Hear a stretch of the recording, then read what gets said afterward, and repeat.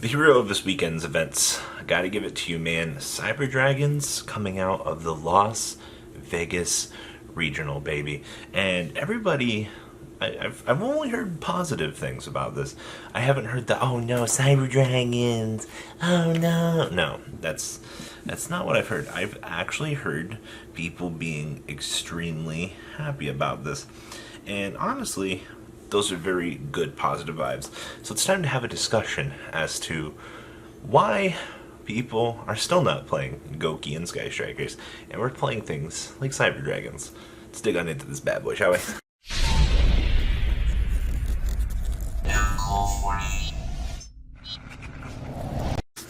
Who says you need new fancy support cards to win a regional and be successful?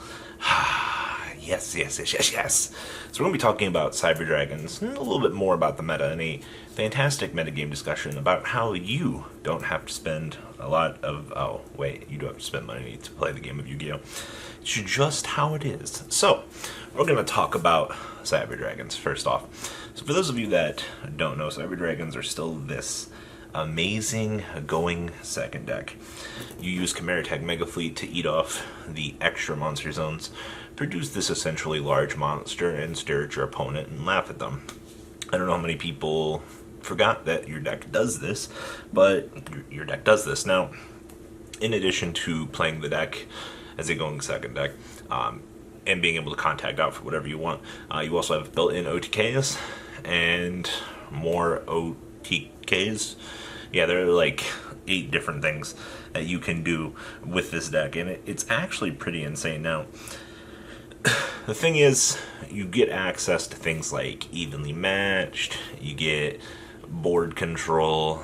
I don't know what people want more in a deck. You have a deck that can just go second and beat your opponent. Like, what era are we playing in that I would ever think that Cyber Dragons would make this immense return out of left field and just put the entire game into this really weird situation? Now, like I said, decks that can go second, it's kind of starting to become a trend. I think my problem with this theory, though, is going second decks are extremely difficult to play. You have to not only open up optimal to go second, you need to make sure that whatever 6-card combination your hand is going to be easy to play. And when I say easy to play, like, you don't want to overflow yourself with too many hand traps. You don't want to have too many evenly matched, but you do have to max out with these numbers, try to get there. So you just want to make sure that whatever happens for the best mathematical situations that arise, that your deck will be able to play going second.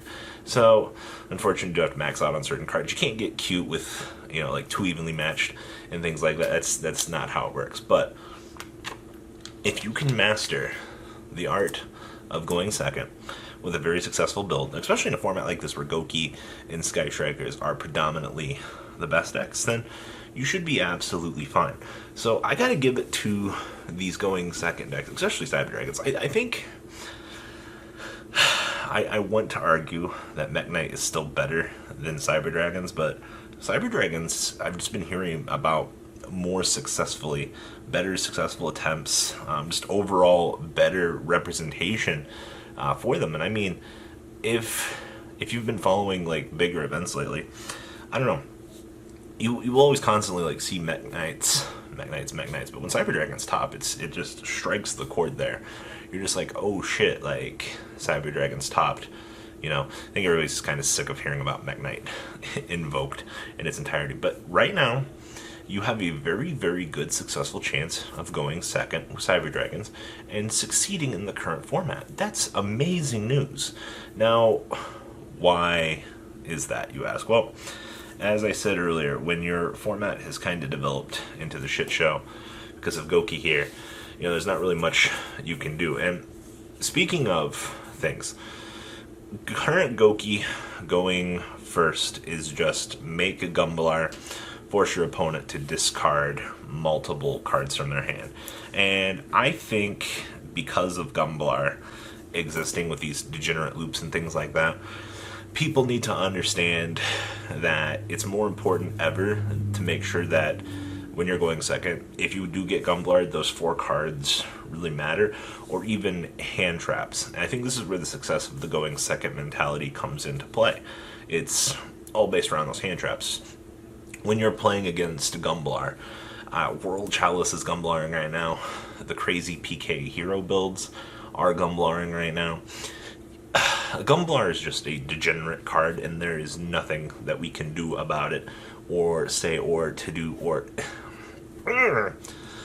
we can't do anything about it at the moment. It's just an inherent issue in the current game of Yu-Gi-Oh!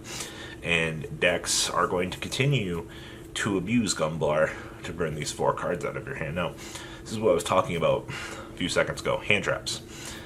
Ghost Belt, Ogre, Ash, Ghost Belt. You're all trying to use these cards to stop the inevitable, which is Gumblar. If your opponent resolves that nuke on your hand, you're going to have... It's not going to be a good time for you. And then to top things off, even if you get U-locked, your opponent's still going to have a Tri-Gate, which is going to be even shittier for you to deal with. Sorry, I needed some water for the amount of bullshit in my life right now. But so if you're Cyber Dragons and you get 4 cards blown out of your hand, what do?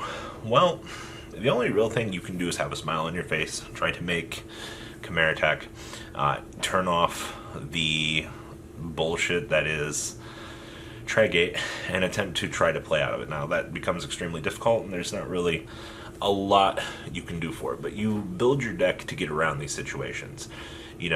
Playing the going second decks, your whole job is to make sure that the game gets back to your turn. If the game doesn't get back to your turn, well, you lose. That's just how it works. We've definitely gotten to the point in the format now to where the format is you stop your opponent's massively degenerate board, and if you don't, you unfortunately lose, and there's nothing that can be said or done about it. So, Cyber Dragons, as long as you have that stun aspect to kind of stop your opponent from promoting and making Gumblar, then you will have success in this current format. And that's what I was saying earlier. Decks that can stop this piece of shit from coming out. Konami, please ban Gumblar. I don't care about Firewall anymore. Just take care of Gumblar, please. This card's a problem. It's a problem. Do something about it. Your player base has been telling you for a while that you need to take care of Gumblar. But there's that. Now, on the subject of those going second decks, the decks that try to stop this, I do want to point out Mech Knight Invoked here. Only for the strict reason of if they go first or second, they can still make really cute boards. Now, the thing that Mech Knight has over, Cyber Dragons is a little thing that we like to call Super Poly. Now, Super Poly is ridiculous, and a lot of people aren't playing it right now, or they're citing it, because 2-for-2 commitments are kind of costly. Having to discard a card from your hand to suck up an opponent's monster does become an issue. A little bit more than, once again, people are going to realize. Those heavy committed card cost can kill you. But Mech Knight Invoked can often somehow support it. I don't see any issue with it. And also, Mech Knight Invoked's OTKs, I want to say, almost feel a little bit more consistent. Once again, that's what I was talking about earlier. If you look at the mentality of Cyber Dragon and Mech Knight, you're always going to hear way more success about Cyber Dragons, because it seems like there's more out there because when you hear about it, but it's actually just when Cyber Dragons have success, it's just more well known throughout the community. But Mech Knight, for those of you that have played the deck, you understand the struggles, the bricks, the do I play the red lotus and the yellow? I wonder if I am the Mech Knight of yellow. I look like I require a tribute, don't I? So that's my question of the day. It's all about appropriate ratios.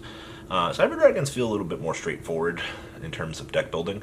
I almost want to give it to the deck and say that the build is a little bit more set there in stone. You just kind of got to decide hand trap ratios. But when you look at Mech Knight, it's like deciding on the number of Mech Knights you want to play, including the techie ones, kind of can be an issue for a lot of people. I think a lot of people kind of just struggle in their own right to decide on ratios. who knew in the year 2018 we'd be discussing ratios. Not that we should be maxing out on this card, it's those one-ofs. Let that sink in. I can't tell you the last time that a one-of mattered. Oh wait, Monster Reborn, Raigeki. Yeah, Staples. You guys remember when Staples were a thing? Soul Charge. I remember. But all comes down to deck building, especially when you look at Mech Knights. You know, once again, your goal is to make sure the game gets back to your turn, to make sure that you can have success at beating the best deck in the format, which is unfortunately Sky Striker or Goki, because Gumblar Dragon. Congratulations, Cyber Dragons. You guys got a W this weekend, and whew, it means a lot. So guys, please leave a comment down below. Tell me what you guys think about this discussion, and I'm out, guys. Peace. The ride never ends, guys. Make sure you enable those notifications to get the latest videos that are being posted on this channel. Make sure you guys check out VanCole40 for my Cardfight Vanguard channel, and join me and House of Champions on the Zodiac Duelist TV Twitch stream. We'll be interacting with our audiences. And please check out No Limit Gaming and LGTCG.com for the cheapest trading cards on the market. Thanks for watching, guys, and please have a good day.